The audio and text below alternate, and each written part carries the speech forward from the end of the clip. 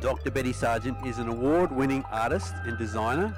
Her practice centres on how art and creative technologies can support people in being more socially and physically engaged. So, welcome Betty. I'll give it over to you. Thanks everybody. I'm the outgoing Melbourne Knowledge Fellow, a fellowship sponsored by the City of Melbourne, which was a terrific opportunity to find out more about the area that I work in, which is art and creative technologies. I'm going to be talking a lot about creative technologies, and what I mean by that is artistic or unexpected applications of machinery. So putting together digital, non-digital machinery in unexpected ways. And artists are doing this more and more in making digital art and digital design. Fundamentally, I'm a creator, and I'm a creator in residence at the Exertion Games Lab, which is at RMIT University. So I'm partnering both with the City of Melbourne at the moment, with Knowledge Week, and with the Exertion Games Lab. My interest really is in how art and creative technologies can help us be more socially and physically engaged. I'm going to talk today about a couple of projects that I've worked on recently and talk about the role that the artist can play in this age of automation and the role that artists can play in helping people create a social identity within this automation age, and the reasons why I see this actually as even being an issue. So I spent a number of months in Singapore, in Hong Kong and Taiwan, and then finally did a Creators in Residency at a large art centre in South Korea. And what I was doing during this time was I had this idea to make a storytelling machine.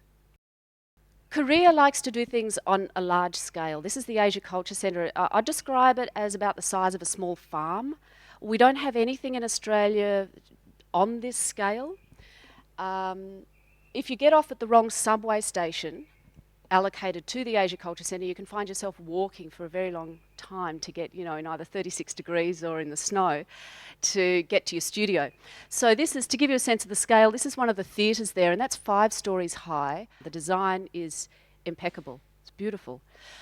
And the Korean government, centre is entirely funded, 100% funded by the government.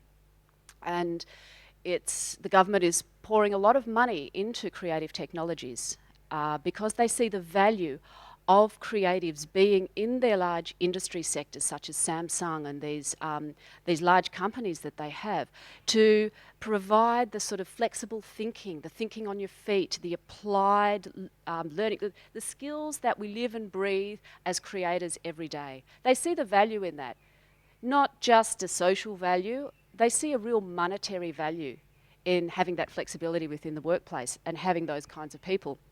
So I found myself surrounded by this beautiful Korean culture and making this storytelling machine. So the final artwork looked like this. It had 7 projected video worlds onto a customised wall that we built in the exhibition space. And each of the videos represented a different place in which the project had run. So we're running this project in Melbourne and also in Korea. So some of the videos were from Melbourne and some from Korea. And they represented important cultural landscapes, architecture, places. And you'll see just on the left-hand side, there's a little box with sort of silver lining and a light inside it. This is a customised photo booth, so a piece of creative technology that we put together. And people can draw any picture and photograph that picture. It's digitised and automatically animated and put into these video settings. There's other corporations, TeamLab and Disney Corporation, that have made automatic animation programs. We were interested in further developing these ideas. The point that they'd got to, that TeamLab had got to, was you were able to, and also Disney as well, you were able to colour in from a template. And it was template driven, and colour it in and that'll be automatically animated. We created a system from the ground up, hardware and software, that allowed you to draw any picture, and the system would recognise any picture, not just a template driven colouring in. So that's just a little technical thing of what we were trying to achieve technically with the project. On a I suppose more a philosophical level, I was looking at the idea of presenting a collective story, of people being able to put in micro texts, meaningful stories about their lives, and to have, and in any language, and to have these randomly projected onto these video worlds whilst these characters explore the different worlds. There's lots of readings you can have of this about open borders. It was challenging for many Western audiences to see a lot of text that they didn't understand, and it was important for me to highlight to English-speaking nations that we are in the minority, that it's just business has placed us in a feeling of majority in terms of English being the dominant language, and that we're in a shifting landscape. And so it was important to sort of reinforce that a little bit and to kind of gently bring that challenge forward. And that it's not necessarily important to understand every piece of text. And it's also common that most people, when, you know, there's a lot of people in the world will read English and won't understand it. So it's interesting, I think, to have that experience. The other element, and probably the most fundamental element for me, is really looking at the dark underbelly of automation and looking at how social media has become our dominant narrative. So our Facebook feed is really dominating the way we shape and we write and how we publish and how we consume our stories. And I wanted to, like many artists, kind of put a mirror up to what's happening and to say to people, do you actually feel okay about that? I'm not saying it's good or it's bad, just holding a mirror up, going, what do you actually think about that? In my own mind, I feel like we're in a situation where we're following what the hardware and software corporations are telling us to do, and we're being very obedient. And that may be fine for some people, but I'm not sure that it's actually fine for all people. So I was interested to provide a system that's similar to social media, is quite pleasurable. It's an immersive system where people come in, they see their character and they go, oh, look, that looks incredible. But I'm highlighting to people the lack of control that they have over their data. So that's sort of the underside of the storytelling machine. This is footage of me taking video in the bamboo forest. Each city that this machine is exhibited in, I take video footage of that city. So, for example, it's being exhibited for the first time in Australia tomorrow night at Geelong After Dark, which is the Geelong version of White Night. And so I went down and shot some video down there. And the parameters that I've got for the video is there's no people and no vehicles, which is really challenging when you think of it, especially in Gwangju, a city of millions and millions of people, densely populated. So I find myself for days and days on end sitting in really sort of strange locations just to get sometimes a very short amount of video that I can piece together that is people-free and vehicle-free. Part the way through my residency, I came back to Melbourne and did another residency. Part way through my residency and career, I should say, I did another residency at the library at the Dock, which is I work a lot out of libraries because they're really quite active in understanding the working economy that we're currently in. And the library at the Dock is one of the world's leading libraries. Many people don't know that. It's within the city of Melbourne down at Docklands, and it offers a brilliant spectrum of free courses to upskill in digital skills, amongst other things.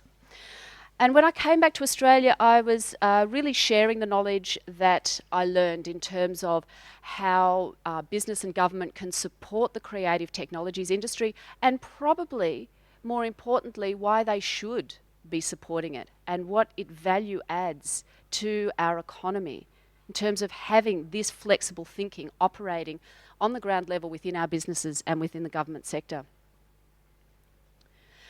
So we were really open source. When I say we, I worked with a small team. I'm an independent artist and I partner with lots of different people, including other artists. So we had 4 of us working on this, 2 creative technologists, myself and a composer who composed the music.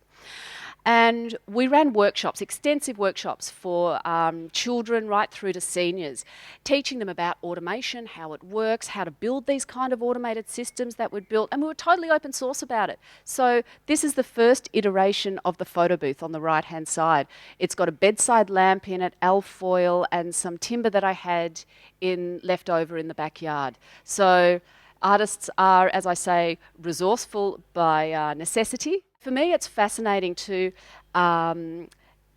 publicly exhibit my work constantly throughout the process of making it. And often I'm working with public funds, and I feel also a responsibility to the people of inviting the people in so that they can see what the money's being spent on, learn from what I'm learning from, and so I can give back just to everyday people and maybe give them an interest beyond the interests that they have, maybe teach them, give them a platform to share their knowledge. I ran huge amount of workshops, hundreds and hundreds of people through Korea and Australia, and really speaking about automation, giving people the opportunity to share their stories, because fundamentally we were collecting stories from people and giving them the platform to share these stories in quite a public way. It gave people an opportunity who perhaps didn't feel, not perhaps, because I know, some of these people felt quite disconnected from the digital age and definitely disconnected from the age of automation. And we wanted to give them the opportunity to have a platform to share and acknowledge the skills that they had and give those skills a place within this changing landscape that we're currently in.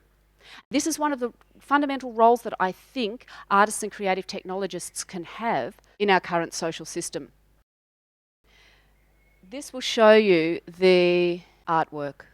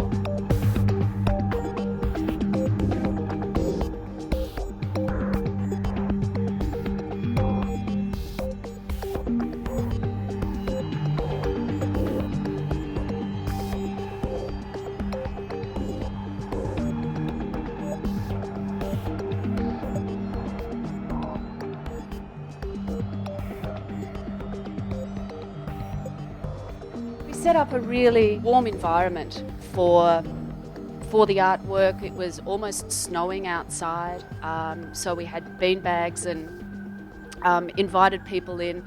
We wanted everybody to come. So, people would say, "Oh, can I eat in here?" Because it was freezing outside. I said, "Of course." So people would get their dinner and come and eat their dinner inside with prams and families, and people would be taking their shoes off and putting their feet up. And they would sit and watch this artwork for hours on end. It gave people the opportunity to socially interact with others, including people that they knew and people that they didn't know. We found that people were quite invested in the characters that they entered into the system and wanted to see the full trajectory of what happened to that character over time. And many people felt like there was a piece of themselves within the artwork, and they began to sort of identify through the collective story that was being told. What I sort of found on reflecting on this artwork, that it doesn't exist online, so you can't log in and contribute stories remotely. This artwork is about coming to a particular space. So I'm interested in being able to combine technology with the geographic environment that we work in. I've designed for virtual reality, and I'm very much interested in working in that space, but probably more so interested in working when augmented reality becomes more of a reality and that interfaces become less visible, I should say. But having said that, I was interested in connecting people to the geographic surroundings and using technologies to help people relate in new ways to the environment in which they live. So hence having video footage that people will be familiar with, so they'll see their character walking through landscapes that are familiar to them because they exist within their home city, and seeing their characters travel across different borders and being in different landscapes. What I found that this artwork didn't do, and that I was interested in doing, is really physically engage people. I mean, it brought people to a physical environment, sure, but it didn't really sort of shift them or challenge them physically. So over the course of sort of presenting this work, I'd been thinking about a new artwork, and coupling that with a challenge that I saw with the Asia Culture Centre of the flow of people. So there's a lot of people that exist on the ground level of the Asia Culture Centre, and they were interested in funneling, because it's quite a new centre, of being able to funnel people down into the exhibition spaces and to have them as active as the public spaces were, the plaza areas. And so I began to think of this artwork that not only solved a problem for the, or a challenge I should say, for the Asia Culture Centre, but also kind of served this curiosity that I had of how I could further engage people physically. And so I came up with this idea for the playground. And the playground is currently at the Melbourne Knowledge Week hub in the Experimedia room at the State Library of Victoria. There's a lot of incredibly great things happening there. Really good VR. You can painting in VR with tilt brush, and lots of different exhibits. And this is one of them, and many great talks. So I'd really encourage you to head down there. And this is free. It's on every day. The interaction is not happening on Friday, though, on tomorrow. And what people do is they find these laser cut pieces that I've hidden around the exhibition space. They collect these pieces, bring them to a central skeletal sculpture, and connect these pieces onto the sculpture. So we're building a collective sculpture, but in doing that, people go on this kind of treasure hunt to find these pieces. This was initially designed with a typeface that I created in Korean, and it's been back translated into English, so it's an interesting experiment for me to now be working in languages that I don't speak at all well, and then working back translating into English, which is my sort of fundamental language. And so that's just been an interesting process for me. People can also contribute images, so they can take photographs and short videos, and these are then fed into an automated system in Touch Designer, which is the software that we're using, and projected onto the sculpture. So when I say it's created in real time, it's not a video. This was the artwork Tuesday, I think, probably on Tuesday, and people had contributed probably, I don't know, 150 or something pieces by that stage. So you can see on the top there are these towers stretching up. We started with the big P, L, A and Y, and then this was the artwork yesterday, and you can see how much the imagery has changed over that time, and that's due to public contribution. So I'm really interested to see how we can make this sort of collective sculpture allow people to shape the physical shape of the sculpture as well as the projected imagery that works with the sculpture. This is a prototype. Another iteration of this artwork involves movement tracking and more specific projection technology. And what we're doing is taking that to Ararat. And this is in order to try and bridge the digital divide that currently exists between digital haves and digital have-nots. Many of us in the city are in a very privileged position of owning devices, which many people have, even in regional areas, of course. But what we have oftentimes is connectivity, and we have data, and we can go to libraries and get free data, even if you don't have it on your phone. In many regional areas, this is really lacking. And there's also a need for upskilling people in new areas as we shift into this age of automation and many jobs become obsolete. There is going to be a lot of people who aren't rehoused into new jobs. There'll be a lot of people that will, that are transitioning quite smoothly. There are some people who are transitioning and it's awkward. And there are some people that it's predicted, well, I'm not the only one saying this, it's predicted by many governments. The Canadian and the Swiss government are trialling this universal wage because they're realising that there's, even in Spain, they're calling it a lost generation of young people who are coming out of university courses and there's no jobs in those sectors. I think there's a role that, well, I know there's a role because this is the kind of work that I'm doing, that creatives can play within this social sector to engage these people and to give them a social identity outside of their job. Many of us self-identify through our jobs, but this is not the only way to have social identity. We can identify through a collaborative community process. We can also upskill people through the arts into STEM learning. It's a very soft entry. People are curious. When you say, you have truck drivers, homeless people, there's all sorts of people that I've been working with over this last week and that I continue to work with.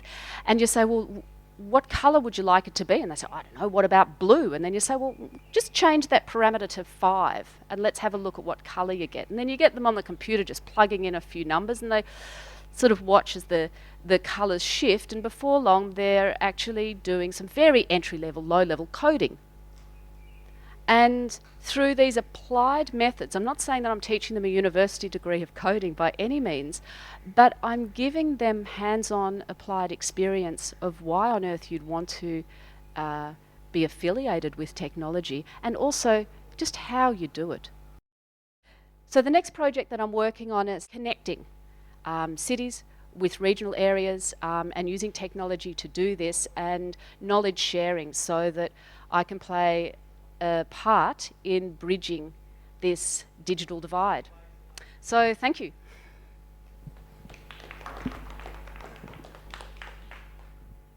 Thanks, Betty. We've got a couple of minutes for some questions, and great.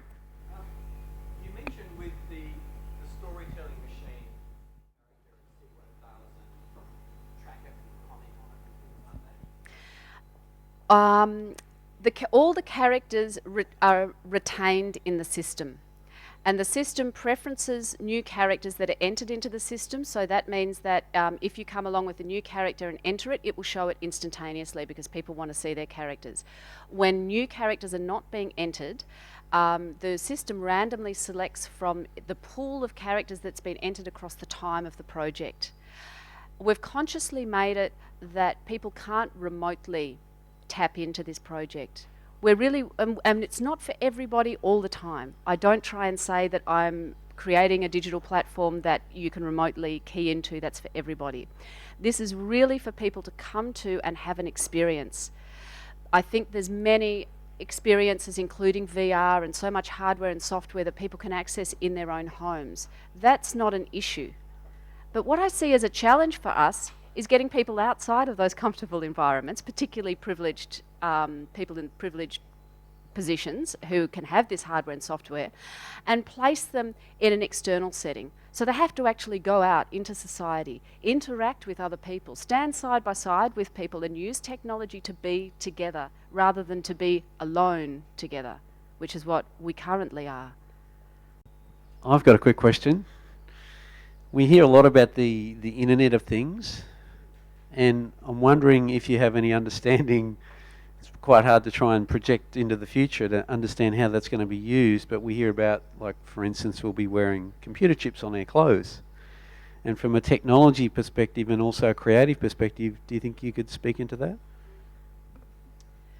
Well, the Internet of Things is well and truly here, and that word has been used for 20 years in Silicon Valley, to the point that I think they almost fine people if you use the word Internet of Things in Silicon Valley. So they're already way past this, because phones, all of these devices are the Internet of Things. They're all connected. They're all inanimate objects that are connected through wireless or other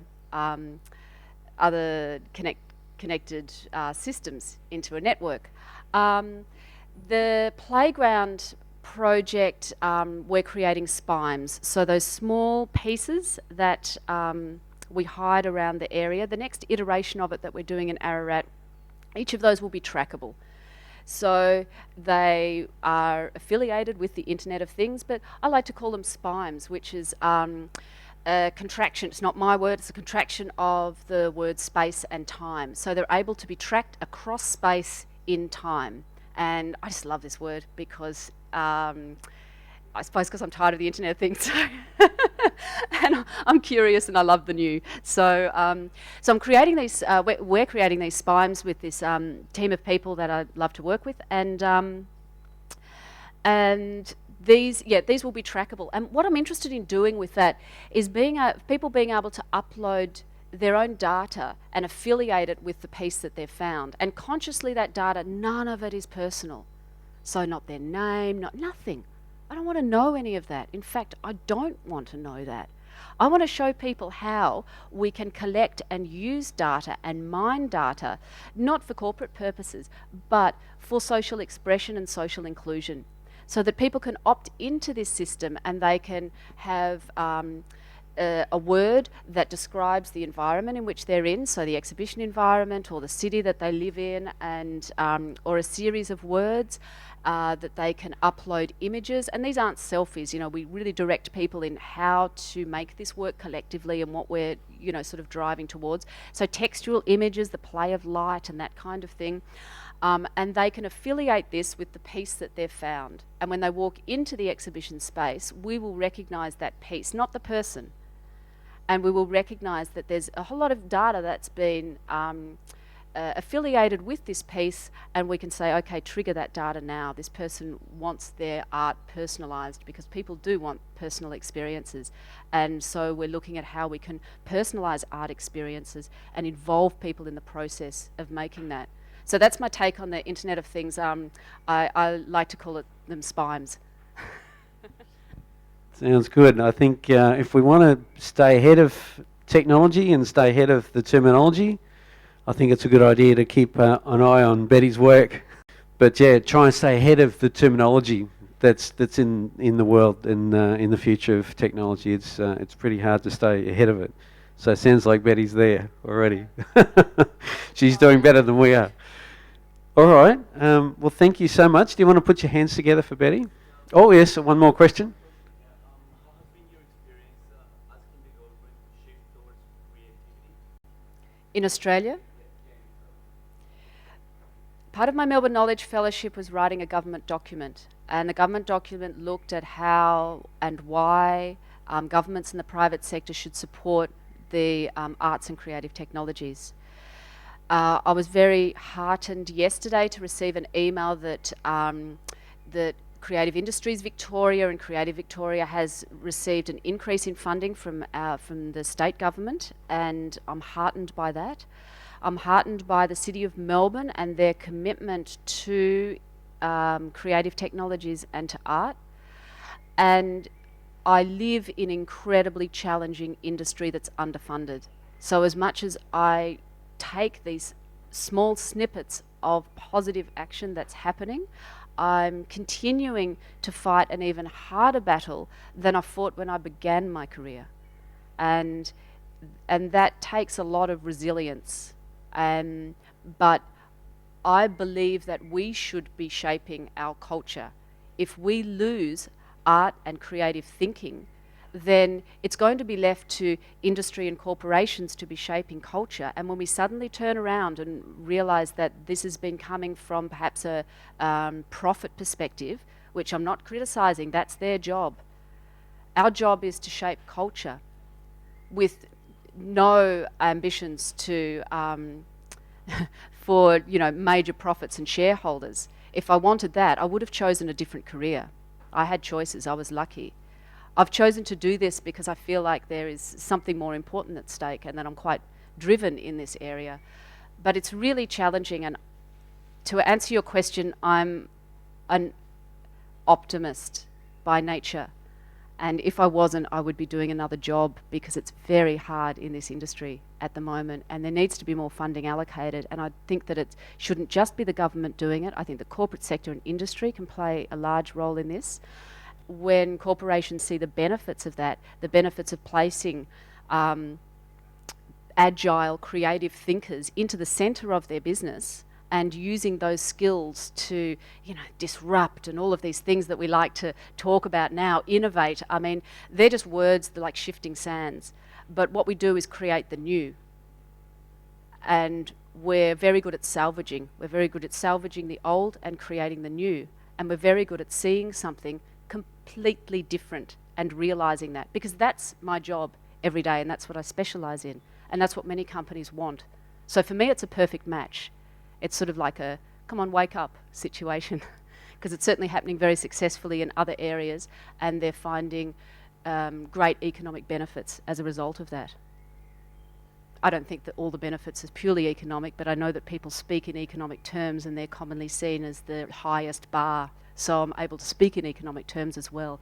But fundamentally, there's important cultural shifts that happen too when you place creators in positions of being able to activate society. Excellent. Well, thank you. That was fascinating. Really was. Wish we could have more time to talk about it.